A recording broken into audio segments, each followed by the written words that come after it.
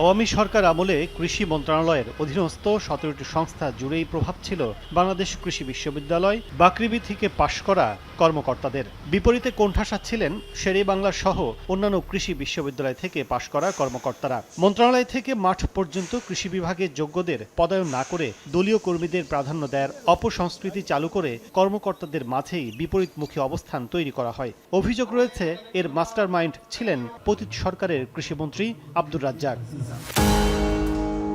আগস্টে পট পরিবর্তনের পরপরই সংস্থাগুলোতে শুরু হয় আওয়ামী বিরোধীদের পদায়ন। অন্যান্য সংস্থায় কোন্দল ছাইচাপা থাকলেও কৃষি সম্প্রসারণ অধিদপ্তর ডিএইতে দেখা দেয় প্রকাশ্যে। ঘটে প্রকল্প পরিচালক সহ ৭৬ কর্মকর্তার নামে মামলা দেয়ার মতো নজিরবিহীন ঘটনা। কৃষিবিদ ইনস্টিটিউট কেন্দ্রিক গ্রুপিংয়ের প্রভাবে কর্মকর্তারা জড়িয়ে পড়েন রেষারেষিতে।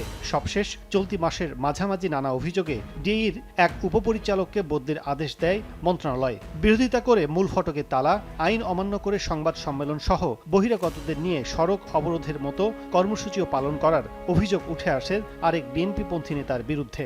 সাবেকরা বলছেন, কৃষিবিদদের মধ্যে সমতা না থাকলে অস্বস্তির প্রভাব পড়বে মাঠে।